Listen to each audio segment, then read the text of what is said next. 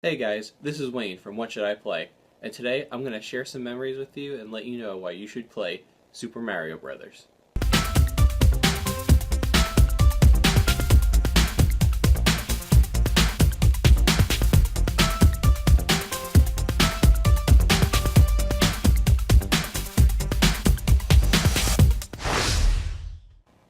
Super Mario Bros. Was released in Japan for the Famicom in 1985 and in America for the NES later that year. Leading up to its release, the games industry in America was in the gutter. Atari, Intellivision, and ColecoVision had destroyed consumers' trust in the products by releasing horrible home ports of arcade games like Pac-Man and cheap licensed cash grabs like E.T. In 1985, Gyromite and Duck Hunt were able to sneak video games back into stores, disguising them as toys.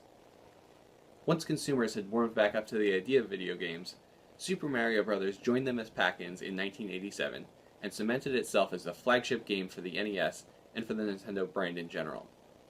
Multiple iterations of the game have been released, and it's been remade for numerous platforms throughout the years. The key aspect of Super Mario Bros. That really marked it as a turning point in video games was its dedication to gameplay and story progression over high scores and repetitive action.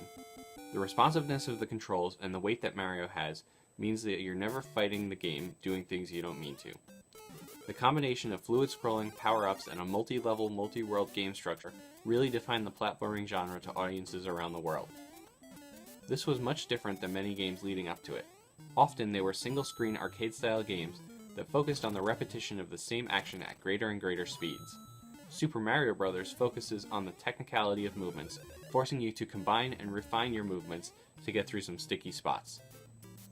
The variety in the levels and the world gives you the feeling of being on a journey and traversing the different landscapes of the Mushroom Kingdom, from plains to treetops, underground caves, underwater, at night, and even into the castles. As a kid, once I upgraded to the Super Nintendo, my parents made me give away my NES. I could still enjoy it though, as my cousin's copy was still in my aunt and uncle's basement. It was my first taste of nostalgia, even though I had upgraded to the Super Nintendo and Genesis, and later the N64 and the PlayStation.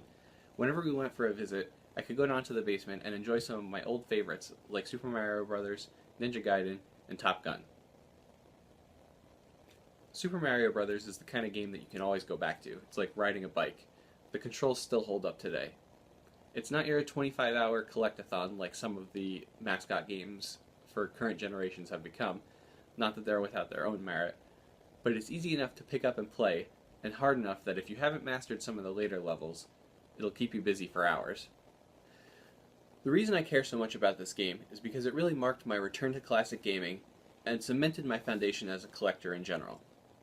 As I said before, the NES was given away, as was the Genesis, and my Super Nintendo, N64, and Dreamcast all found their way into the attic. My PlayStation 1 was given to my aunt and uncle along with all the games that I had for it. Around the start of the PS2 era, I was in high school, and something started to click where I wanted to play some old games. I went about reclaiming as much as I could. I brought everything down from the attic, and though my aunt and uncle had gotten rid of the NES and games, they still had the PlayStation 1 that I had given them, along with my original copies of Final Fantasy 7, 8, and 9, Metal Gear Solid, and Resident Evil 1, 2, and 3. My first purchase of this new nostalgia-driven foray into collecting was an NES toaster with a new 72-pin connector and a copy of Super Mario Bros. Duck Hunt from eBay. Around this time, GameStops and Funcolands were liquidating their stock of old games and starting to focus more on modern disc-based stuff. I was able to go and get a ton of NES games on clearance and buy one get one free and whatnot, and stock up my collection with some of my old favorites and some new games that I thought were awesome as well. The time that I spent playing these classic games and the amount of fun that I had was unrivaled by any of my modern consoles. My friends also thought it was cool, and they enjoyed the novelty of playing some classic games as well. The reason you should play this game is not because it invented the side-scrolling genre, it's because it revolutionized it. There's a ton of ways to get your hands on a copy, whether it be the original NES cartridge, one of the numerous ports, or even on the Virtual Console. If you're a new gamer, you owe it to yourself to check out this true classic.